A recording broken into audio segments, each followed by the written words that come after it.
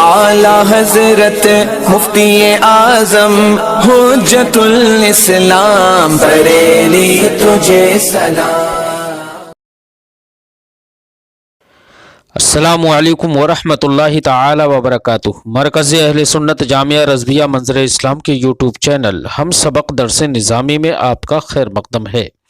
پیارے بچوں، جنہوں نے ہمارے چینل کو اب تک سبسکرائب نہیں کیا ہے وہ ضرور سبسکرائب کر لیں اور بیل آئیکن یعنی گھنٹی بھی بجا دیں تاکہ ہر ویڈیو کی نوٹیفیکیشن اطلاع آپ تک اپلوڈ کرتے ہی پہنچ جائے، اور اپنے دوستوں سے بھی شیئر کریں، اور بات پسند آئے تو لائک بھی کیا کریں، اور اپنے قلبی تاثرات کو کمنٹ کر کے بھی ضرور بتائیں۔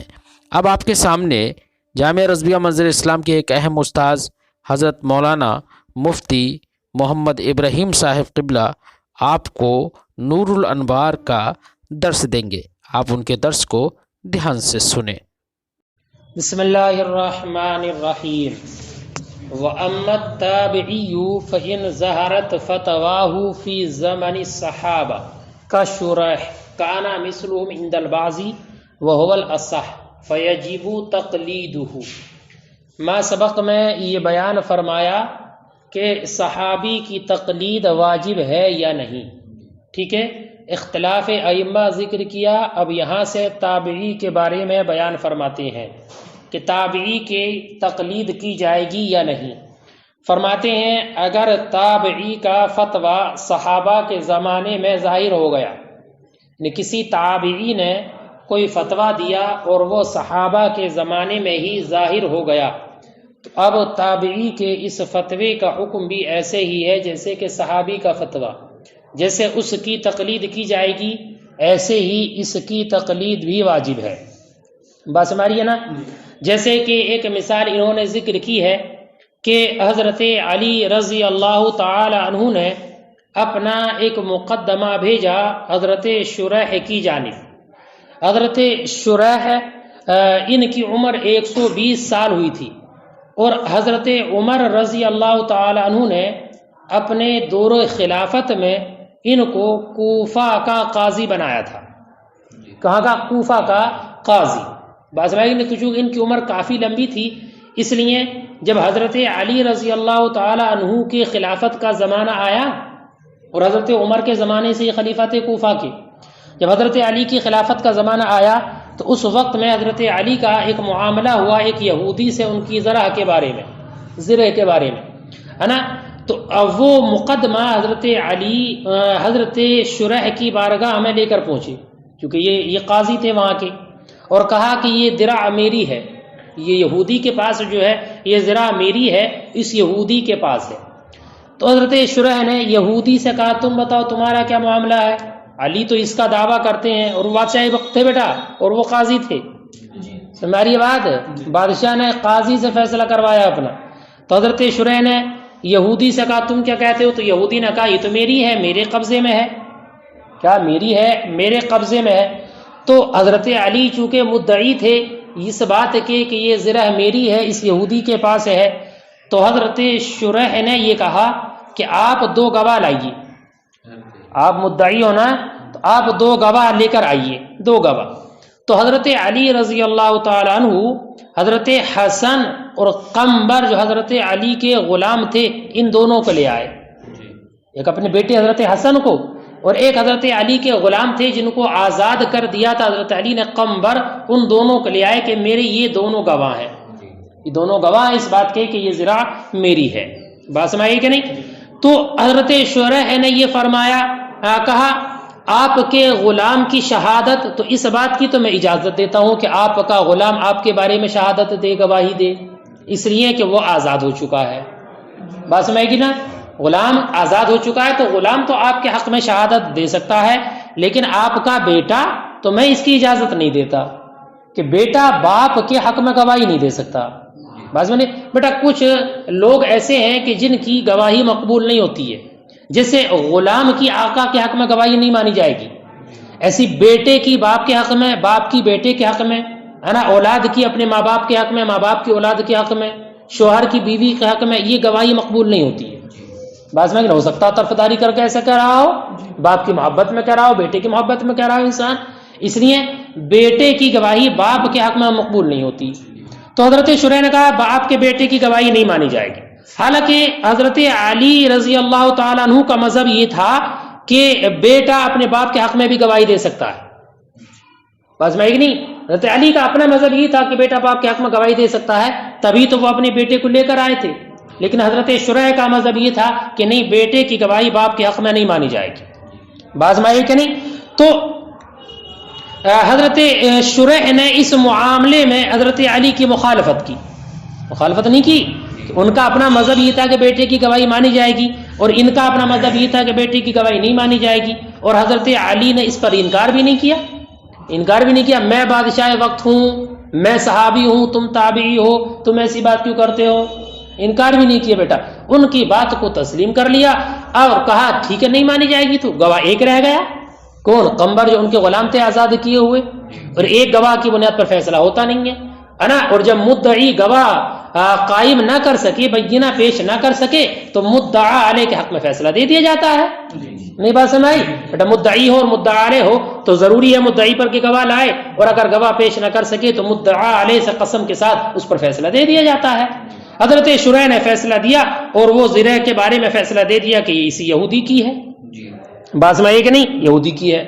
پھر بعد میں جب فیصلہ ہو گئے، چلے گئے، تو اس یہودی نے کہا امیر المومنین میرے ساتھ قاضی کے پاس گئے تھے، اور قاضی نے جو فیصلہ دیا تھا حضرت علی کے خلاف دیا تھا، اور حضرت علی اس فیصلے سے راضی بھی ہو گئے تھے، لیکن اب میں اس بات کی تصدیق کرتا ہوں کہ اللہ کی قسم وہ زرع میری نہیں تھی بلکہ یہ حضرت علی کی ہی تھی، وہ زرع میری نہیں تھی، حضرت علی کی ہی تھی، میں اس بات کی قسم کھا کر کہتا ہوں۔ اور یہ بات کہنے کے بعد اس یہودی نے اسلام قبول کر لیا، یہودی نے اسلام قبول کر لیا، تو اور وہ جو زرع تھی وہ حضرت علی کو سپرد کر دی، بعض میں ایک نہیں۔ تو اس کے بعد میں حضرت علی نے اس زرع کو لیا نہیں بلکہ وہ یہودی کو ہی دے دیا، اور بدلے اوپر سے اس کو ایک گھوڑا بھی ہبا کیا، کیا وہ زرع بھی اسی کو دے دیا حضرت علی نے، اور اس کے ایمان لانے کے بعد اس کو ایک گھوڑا بھی ہبا کیا۔ اس کے بعد میں وہ یہودی حضرت علی رضی اللہ تعالیٰ عنہ کے ہمیشہ ساتھ میں رہا، ان کی خدمت میں رہا اسلام لانے کے بعد، یہاں تک کہ جب جنگ صفین ہوئی، کون سی بیٹا؟ جنگ صفین، سکین کے وزن پر ہے، جنگ صفین میں یہ شہید ہوئے، ٹھیک ہے۔ تو دیکھو یہ فتویٰ تابعی جو حضرت شریح ہے ان کا فتویٰ صحابہ کے زمانے میں ظاہر ہوا، تو اب اس کی تقلید کی جائے گی، کہ اب بیٹے کی گواہی ان رشتہ دار جو ہوتے ہیں ان کی گواہی اپنے رشتہ داروں کے حق میں مقبول نہیں ہوگی۔ وَأَمَّا التَّابِعِي، اور رہے تابعی، فَإِنْ ظَهَرَتْ فَتْوَاهُ فِي زَمَانِ الصَّحَابَةِ، تو اگر ان کا فتویٰ ظاہر ہو جائے صحابہ کے زمانے میں، جیسے کہ حضرت شریح کان مثلہ، تو یہ صحابی کے مثل ہے، عند بعض علماء کے نزدیک، وَهُوَ الْأَصَحُّ، اور یہی صحیح مذہب ہے، فَيَجِبُ تَقْلِيدُهُ، تو ان کی تقلید واجب ہے، كما روی، جیسے کہ روایت کیا گیا، ان علی تحاکم الی شریح القاضی فی ایام خلافتہ، کہ حضرت علی ایک مقدمہ لے کر گئے حضرت شریح کی جانب اپنے ایام خلافت میں، فی درعی، اپنی زرع کے بارے میں، ٹھیک ہے۔ وقال، کہا، درعی، یہ میری زرع ہے، عرفتها مع هذا اليہودی، میں اس کو پہچانتا ہوں اس یہودی کے پاس۔ فقال شریح، تو حضرت شریح نے یہودی سے کہا، میں تقول، تم کیا کہتے ہو؟ قال درعی، اس نے کہا یہ میری زرع ہے، فوفی یدی، اور میرے قبضے میں ہے۔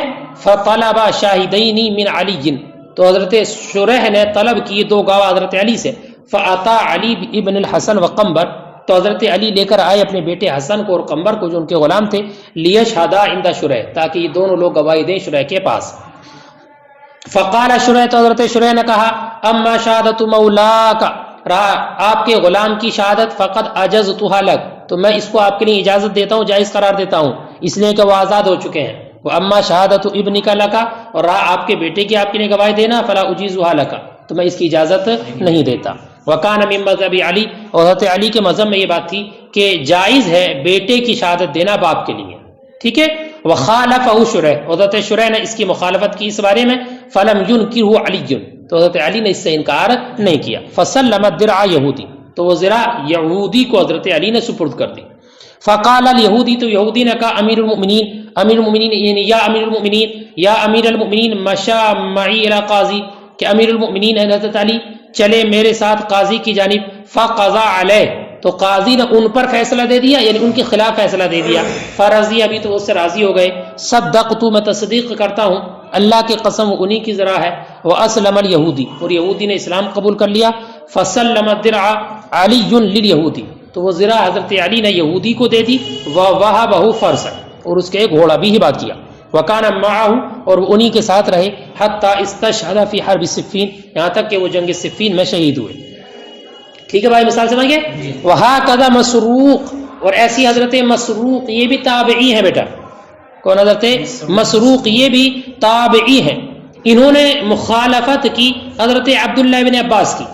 تابعی ہیں، اور حضرت عبداللہ بن عباس بیٹا صحابی ہے نا، اجلہ صحابہ اکرام میں سے.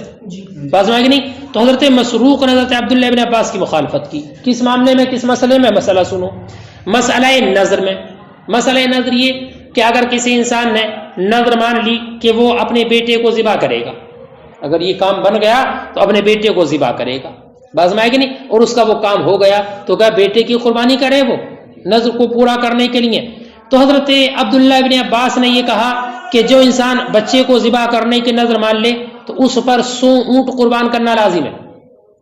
اس کے بدلے میں بیٹے کو تو ذبح نہیں کرے گا بیٹا، جائز نہیں ہے یہ. لیکن اگر ایسی نظر مان لی ہے اور نظر کو پورا کرنا واجب ہے، تو اب ایسی صورت میں اس پر ضروری ہے کہ وہ 100 اونٹ کی قربانی کرے. ٹھیک ہے. اور امام حضرت عبداللہ بن عباس نے اس کو قیاس کیا ہے نفس کی دیت پر. اس پر نفس کی دیت پر، کہ اگر کوئی کسی کو خطأً قتل کر دے، خطأً قتل کر دے تو قتل خطا کی جو دیت ہوتی ہے وہ 100 اونٹ ہوتی ہے. اس لیے اب اس نفس کی دیت، اس کا بدل بھی 100 اونٹ ہوگا. بات سمجھ گیا حضرت عبداللہ بن عباس کی؟ یہ ان کا مذہب تھا. حضرت مسروق نے کہا نہیں، پھر اس کو پورا کرنے کے لیے، نظر کو پورا کرنے کے لیے 100 اونٹ کی قربانی کرنا ضروری نہیں ہے. نہیں، بلکہ ایک بکری کی قربانی کافی ہے. کہاں بیٹا 100 اونٹ اور ایک بکری؟ بات سمجھ گئی نہیں؟ کہا ایک بکری کی قربانی کرنا ہی کافی ہے. اور حضرت مسروق نے استدلال کیا حضرت اسماعیل علیہ السلام کی فدیے سے، کہ حضرت ابراہیم نے خواب میں جو دیکھا تھا اللہ رب العزت کی جانب سے کہ اپنے بیٹے کو ذبح کر رہے ہیں، لیکن ان کے بدلے میں اللہ کی جانب سے ایک دمبے کی قربانی کو قبول کر لیا گیا تھا. اب بھی اسی پر استدلال کرتے ہوئے حکم یہی ہوگا کہ اگر کوئی انسان ایسی نظر مان لے تو اس نظر کو پورا کرنے کے لیے ایک بکری کی قربانی ہی کافی ہے. جب حضرت مسروق نے یہ ذکر کیا تو اب کسی نے اس کا انکار نہ کیا، کسی صحابی نے بھی اس کا انکار نہ کیا. پڑھا اپنے صحابی کا انکار نہ کرنا، سب کی موجودگی میں کوئی بات ہو کسی کا انکار نہ کرنا، یہ اجماع بن جاتا ہے. یہ اجماع بن جاتا ہے. وہاں کا مسروق، اور ایسی حضرت مسروق کان تابعیت، یہ حضرت یہ تابعی تھے. خالف ابن عباس، انہوں نے مخالفت کی ابن عباس کی مسئلہ نظر میں. کہاں مسئلہ نظر میں؟ بذبح الولد، بچے کو ذبح کرنے والے مسئلہ نظر میں. فإن ابن عباس، تو حضرت عبداللہ ابن عباس نے فرمایا من نظر بذبح الولد، کہ جو بچے کو ذبح کرنے کی نظر مان لے، یلزمہ 100 ابل قیاسا علی الدیۃ النفسی، کہ اس پر لازم ہے 100 اونٹ کا ذبح کرنا قیاس کرتے ہوئے نفس کی دیت پر. فقال مسروق، تو حضرت مسروق نے کہا لا نہیں، بل یلزمہ ذبح شاۃ، بلکہ اس پر ضروری ہے ایک بکری کا ذبح کرنا. استدلالا بفداء اسماعیل، استدلال کرتے ہوئے حضرت اسماعیل کے فدیے سے جو دمبا تھا. فلم ینکرہ احد، تو اس پر کسی نے انکار نہ کیا. فصار اجماعا، تو یہ اجماع بن گیا. ٹھیک ہے بھائی. ورویا عن ابی حنیفہ، اور حضرت امام اعظم رضی اللہ تعالیٰ عنہ کا مذہب یہ ہے، ان سے روایت یہ ہے، وہی کہتے ہیں کہ ہم تابعی کی تقلید نہیں کریں گے، تابعی کی تقلید نہیں کریں گے. لأنہم رجال ونحن رجال، اس لیے کہ وہ مرد ہیں ہم بھی مرد ہیں. کیا مطلب؟ چونکہ حضرت امام اعظم رضی اللہ تعالیٰ عنہ کہتے ہیں کہ ہم ان کی تقلید نہیں کرتے، جیسے وہ تابعی ہیں ہم بھی تابعی ہیں. بات سمجھ نہیں؟ لیکن بیٹا یہ تو حکم ان کے لیے ہوگا، ان کے لیے ہوگا، لیکن ہم لوگوں کے لیے تو کچھ بھی نہیں ہے ایسا معاملہ. نحن رجال وہم رجال، ہے نا، ہمیں تو تقلید کرنا ان کی واجب ہی ہے. وروی عن ابی حنیفہ، اور روایت کیا گیا حضرت ابو حنیفہ سے، انی لا اقلد التابعی، میں تقلید نہیں کرتا تابعی کی. بیٹا امام تھے، امام الائمہ تھے. لأنهم رجال ونحن رجال، لأن قول الصحابی انما يقبل لاحتمال السماع، اس لیے کہ صحابی کے قول کو قبول کیا جاتا ہے سماع کے احتمال کی بنیاد پر. یہ بات پیچھے بھی آئی تھی کہ صحابی جو بات بیان کر رہے ہیں ہو سکتا ہے نبی اکرم سے انہوں نے سنا ہو، اگرچہ نبی کی جانب انہوں نے اسناد نہیں کی ہے. وہ اصابت الرأی ہے، اور ان کے رائے کی درستگی کی بنیاد پر ان کے قول کو قبول کیا جاتا ہے کہ صحابی کی رائے غیر صحابی سے بڑھ کر ہے، اور یہ بھی احتمال ہے کہ صحابی نے اللہ کے رسول سے سنا ہو، ٹھیک ہے۔ وَإِصَابَةِ رَأْيِهِمْ بِبَرْكَةِ صُحْبَةِ النَّبِي کی، اور رائے کے درست ہونے کی وجہ سے نبی اکرم صلی اللہ علیہ وسلم کی صحبت کی برکت کی بنیاد پر، وہ مفقود فی التابعی، اور تابعی میں یہ دونوں ہی چیزیں نہیں ہیں کہ تابعی کے اندر نہ نبی سے سننے کا احتمال ہے اور نہ ہی صحبت کی برکت ہے، بات سمجھ آئے گی نہیں؟ وہ مختار الشمس الائمہ، اور یہی مختار مذہب امام شمس الائمہ کا۔